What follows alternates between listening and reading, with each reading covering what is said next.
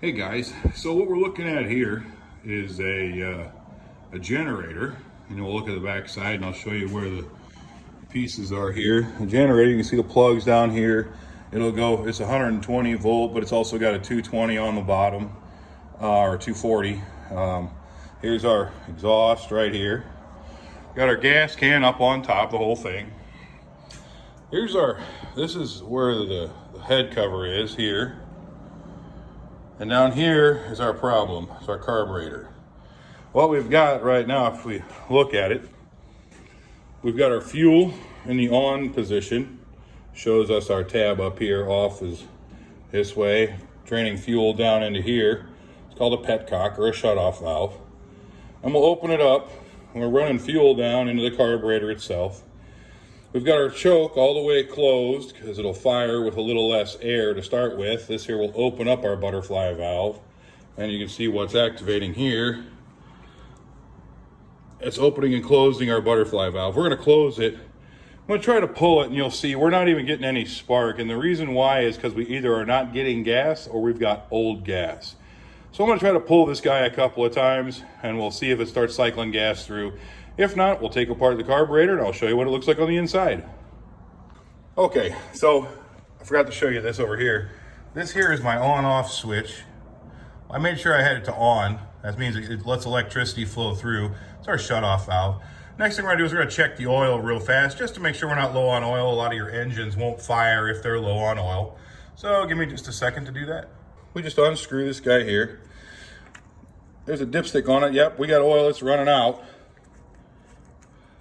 So, as you can see, I made a mess on my desk, but that just shows us we got plenty of oil in there. If we were going to drain our oil and put new in, we would take out this, I guess, open up the bung here, and it would come out the bottom. We'd close it and then refill it. There's no filter on this guy, but we can look at the oil and see how it's pretty clear. I'm going to stick my finger in it and rub it together. It's still really slick, so it's a lightweight oil, probably a 5-weight oil. And then it's a 5W20. The 5 is the weight of the oil.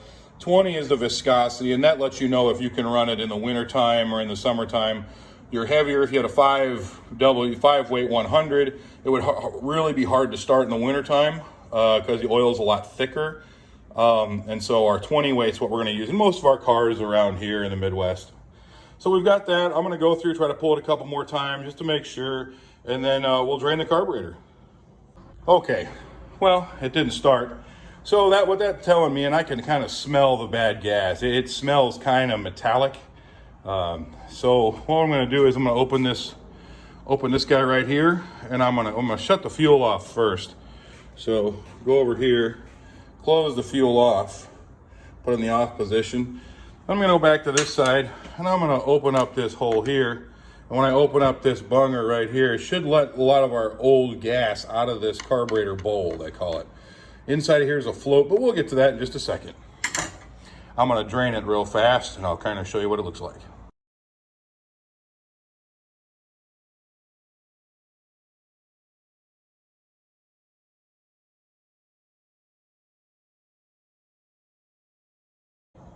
I don't really know how detailed to make this, so I'm going to go through and take it piece by piece. Right here you can see that I took off the top cover, the housing. Right now all I'm going to do, there are two nuts on here on those screws. I'm going to take the outside of this housing off next. And then, well, actually there's three. There's two on top and then there's one on bottom that we'll have to get from the back side back here as part of the mounting bracket. And then this cover will be off and we'll get a little closer. Okay, here's the piece I took off. Again, I told you that hose would just slide right out the top. These came off here and the bolt came off the back side. So you can see here, here's the hose just kind of hanging free. This is your carburetor right here. And I'll show you, remember up top here it showed open and close the butterfly valve? This is what that does. What it'll do is, everybody knows you have to have a good mixture of air with your fuel in order to get it to spark properly and explode. So when you first start an engine and it's cold, you'll want to close this guy off or crack it just a little bit. And then when you fire it up, it'll start sucking air and it'll get just enough air to mix with the fuel and it'll fire it up when it's cold. As the engine warms up, you're going to open this all the way up so it gets plenty of air, plenty of fuel, and runs at a high idle, they'll call it. So right now what we're gonna do is, I've got the carburetor open. You see it's still dripping a little bit of fuel out of that bowl. We're gonna take that bowl, I'm gonna take the nut off the bottom, pull the bowl off, and I'll show you what it looks like inside of there where the float is. The float is gonna go up and down depending on how much gasoline is in the bowl to close off a needle valve that goes up, and it'll close off a port. And that's usually what's dirty, is where that needle valve goes up in and stops the flow of gasoline. And I'll show you that when we get there. So we took our bowl off. This is our bowl. You see where our bunger was to make sure we could drain it. Our big hole to take it off the center just fits up in here like this. We're gonna take it off. I'm gonna wipe this, and you should be able to see it's really kind of tarnished and it's sticky. So that's telling me that all my fuel is turned into, it's kind of varnish. So what I've got now is a real sticky type residue inside of where this float goes up and down. See how the float goes up and down? That when it's full of gas, it'll go up here and it won't let any more in. And then as it needs more and this goes down, it'll push it down and it'll start sucking gas through here. What I'm gonna do is I'm gonna take a needle, just a plain needle, like this guy right here, and I'm gonna start cleaning out some of my ports, make sure they go all the way through. I'm gonna take off this guy, it's just a pin here, don't lose it, there's a spring underneath it. It's not under a whole lot of pressure, it's easy to put back. But as you can see, there's a little bitty valve in here that goes up and down.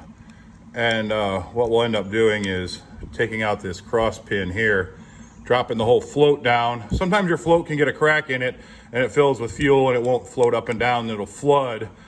And if it floods, of course, you're getting too much gas and not enough air, and then that'll make sure, and that'll ensure that it doesn't start because it's flooded.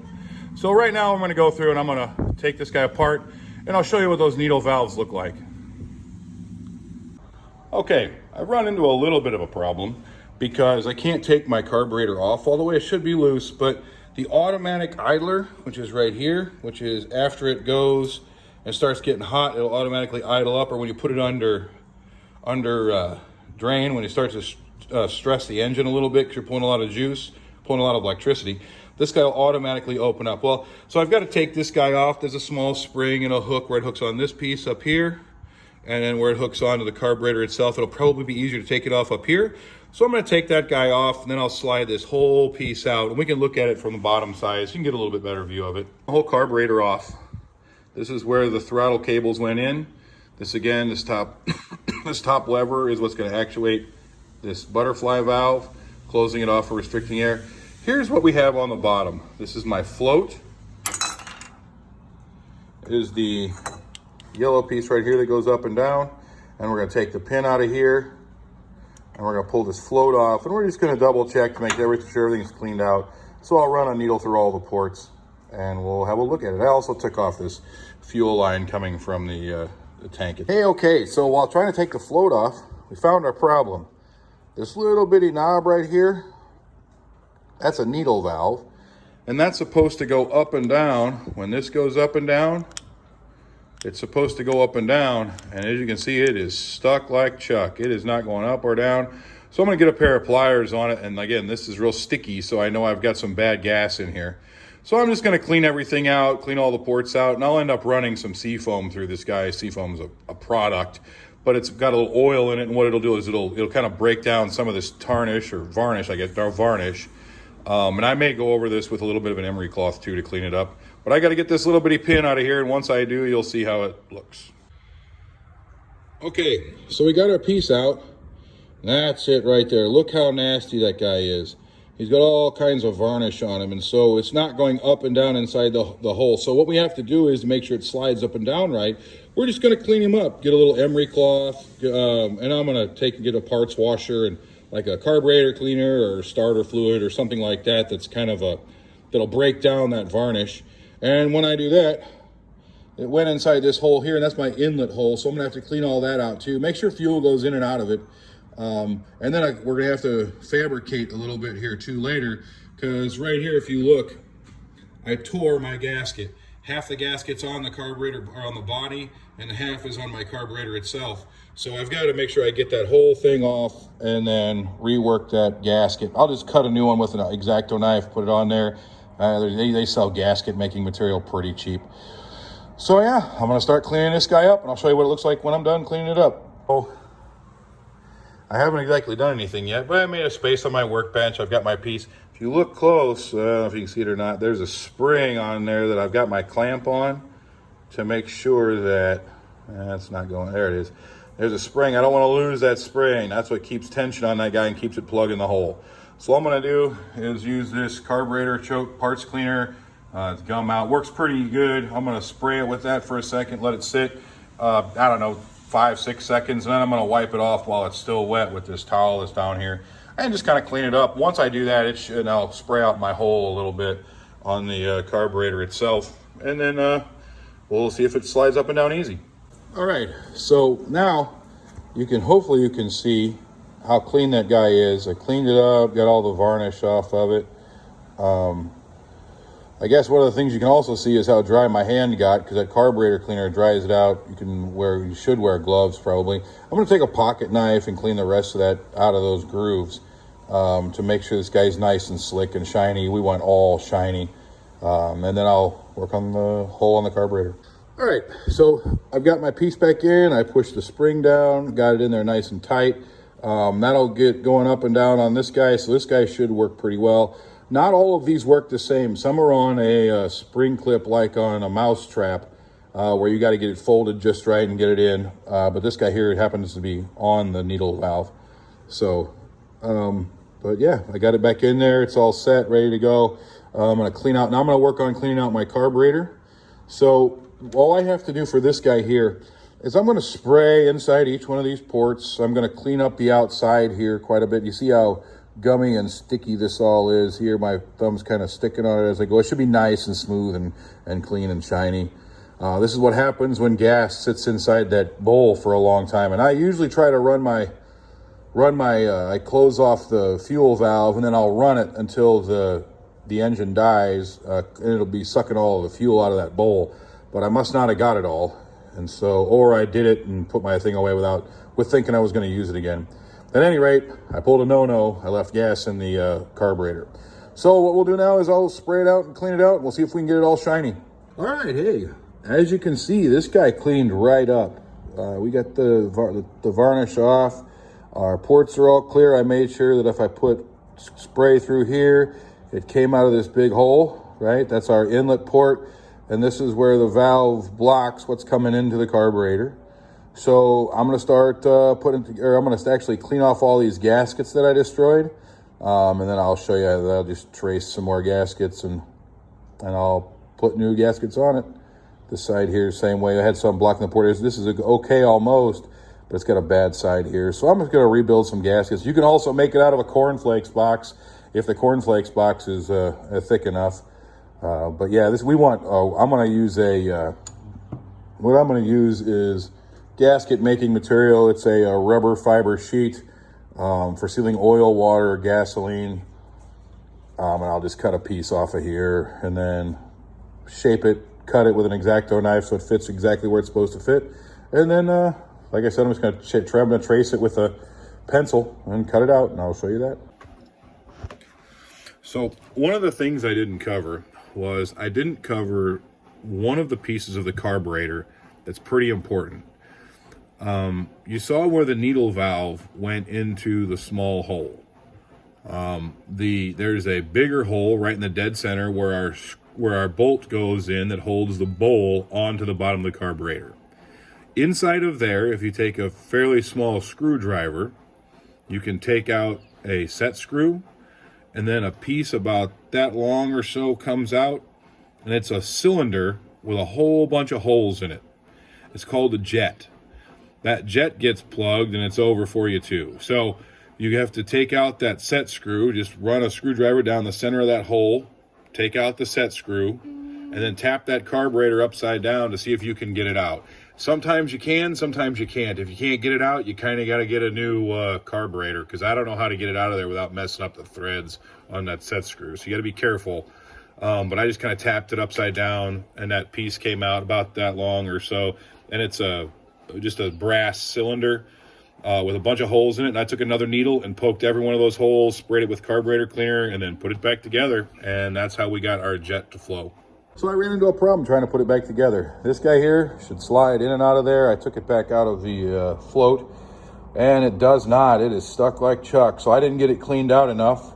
What I'm gonna do is I'm gonna pull the pin back out, making sure I don't lose that spring. There's a spring in the pin. I'm gonna throw that in my bucket here. And then I'm gonna take a piece of emery cloth, which is a real fine grit stuff. I'm gonna roll it into a little 2-cylinder. I'm gonna stick it in that hole, and I'm just gonna work that hole a little bit inside and out. Get it wallered out just a little bit and get some of that old gum out. All right, so I rolled up a piece of emery cloth and I stuck it in there and I started grinding it around a little bit, and I got a whole bunch of goo nasty out of there. I'm hoping that you can see in this picture here kind of what it looks like in that hole. See how it's all grossed out and nasty looking?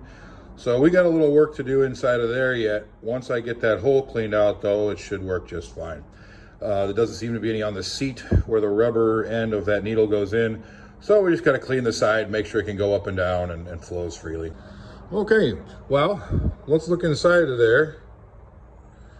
Get a good picture there. It's nice and clean on the inside, a little bit of goo in there, but we'll see if our needle valve will go up and down inside. If it'll go up and down inside, we're going to call that good. Just to see, I might run it over one more time. I'm going to leave my spring in there so I don't lose it. And then I'm just going to put this needle valve in here. Oh yeah, it goes all the way in and out nice and easy. Sweet. All right. So I'm gonna get that guy back out of there and with my pliers. And so I've got my I got my carburetor cleaned off on each side. This one here's cleaned off the old gasket. Took the old gasket off this side too. What I'm gonna do now is I'm gonna lay out a piece of this gasket making material. Like I said, it was a rubber fiber board type stuff. And here's a trick. I stole my wife's lipstick. I'm gonna take that lipstick and I'm gonna smear it all over the edge here. And then I'm gonna take this and I'm gonna smash it down on this board, and then I'll know what to cut out. I guess I hope she doesn't find out. All right, as you can see, I've got a pretty imperfect one, but I know the outline. Now I'll cut the outline out and I can adjust fire as I get it put in there. And we didn't mess up the lipstick too bad. Sweet. It works a lot better with red, but my wife didn't have any. Okay, so I've got my gasket cut out. Kind of see it's not perfect, but all I have to do is make sure that all my ports are open and it covers everything so gas doesn't leak in, out, and around everything. So that's pretty much what I've got cut for this side, then I'll have to do the other. Okay, so I've got my gasket for this side made and done. Got this gasket already on there, and we'll try to put it back together. So the first thing I did was I had to get these seated back inside the top of this throttle so you can see how they kind of move. They're pretty easy to take out on and off. You just pull it, twist it, and then hook it back in. And this guy here, as long as you turn this top and get it straight with the hole on top, it comes right out too. This line comes right out. We're gonna twist it back and we're gonna seat it. So now we're seated. It looks like it's pretty good. We got a pretty good clamp on it. We're gonna put our fuel line back on. And these here are just a pinch clamp to hold it on. So pinch it, slide it back down so it stays over the end of the schnabel there. Now I'll take my other gasket and put it over the end. Okay, so I got the float back in. That pin is the one that's right here. It just slides in and out, moves easy. I made sure that my needle valve went up in the hole. Got it all set, and then I was watching it to make sure it actuates up and down and it moves up and down like it wasn't doing before, and it does. It pulls that pin up and down. So we should have a good float system and a good needle valve. I'm going to start putting this guy back together, and we'll see if it starts up. All right, so I've got my housing back on. my hoses are all reconnected. I've got every piece in here, all the relief or the emptying valve right here, and then the attachment on the bottom underneath here is how it's held on. I cracked this a little bit to make sure I could get a little fuel flow, so I cracked that, and then I turned the valve here to make sure fuel went in the bowl, and we had fuel going in the bowl, so it wasn't stuck closed anymore. So we should be getting fuel to the carburetor, and then we'll I'm gonna reattach all the pieces here, stick the foam back in it, put the air filter cover back on. Okay, after turning over the housing, I put the other clip back on. It fit perfectly. Now, all there is for me to do is to open back up the fuel line, and we're gonna start draining down the hose into the bottom of the carburetor, into that bowl down here, and we're just gonna see if there's any leaks. Sometimes, tight's tight and too tight's broke, so I try not to get it too tight. Looks like we're good, no leaks. And we're just gonna check to make sure all of our hoses are connected. Oh, we got a leak. So we have a leak in the back, we're not tight somewhere. So we need to, I need to take it back apart and look at it, try to find why it's leaking. All right, so I think my leak was I didn't quite have the carburetor tightened down long enough. This rod here spins into the body, and I just didn't quite have that tight enough. As you can see, we've got no fuel leaks and our fuel supply is on. To be honest, right now I'm gonna try to start it up and see if she goes.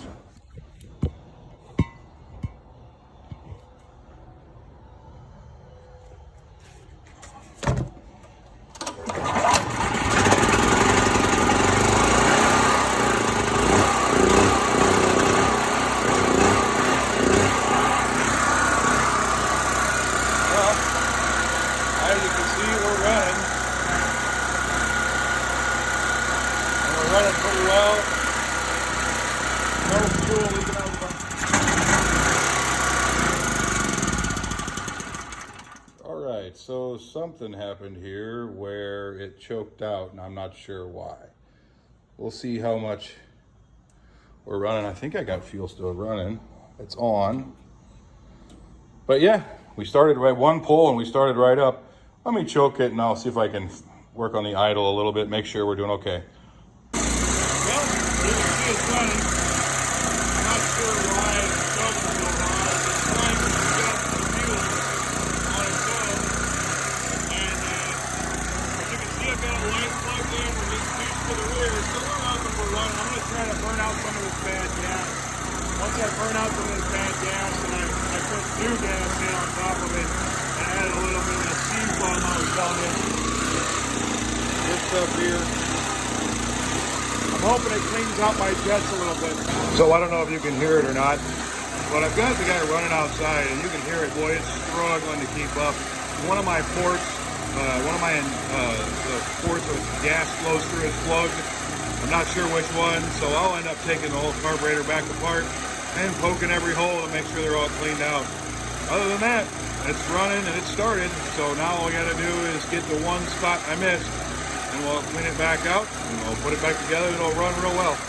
Okay, so we've been running, and it's actually running pretty good right now. What I did though was I took out the drain plug right here, and I opened up my top import, my oil port. What I'm gonna do is drain the oil. I think this thing flooded itself pretty bad, and since it's gravity fed, I think I've got some fuel inside the oil. I don't really think it hurt it too bad, but since I don't know that for sure, I'm gonna drain it out, putting fresh oil in. Doesn't hurt to do that anyway every now and then. So once I get that done, we'll get it in there and get it started back up, and we should be ready to go. Good thing, because a tree just broke in our front yard in a storm and knocked out our power. My house is completely dark when we have to run a generator to keep the refrigerator cold. Anyway, I guess we'll talk with you guys later once I get some oil back in this guy. All right, so I told you earlier that I was changing the oil. I changed the oil. I put 5W30 in it. I wanted 5 weight, a little bit, and 30 probably run pretty good on this guy. And then I changed out a spark plug. If you can see, the bottom's all carboned up. It was getting a lot of fuel. It was burning extra fuel So when it would burn extra fuel, I'd put more carbon up there, and so the thing was full of carbon. The cylinder was full of carbon. So was the spark plug. So I changed the spark plug. I'll clean this guy up, sandblast it or something, clean it up. It'll work good for replacement next time, probably. But I replaced it. It's the factory one anyway, so it's not a, I put a Champion spark plug in it. I had it sitting around, and so now it fires up and runs great. I'll fire it up for you and let you hear it. All right, we're gonna start her up. We've got it turned on. We've got our oil. We checked it, make sure we're at the right level. We're gonna choke it. So make sure our fuel is on, make sure our choke is closed, and then we're gonna start it up. Then we're gonna open up the butterfly valve, give it some air. And it runs great. No pauses, no vibration, no governing. Works great. Job done.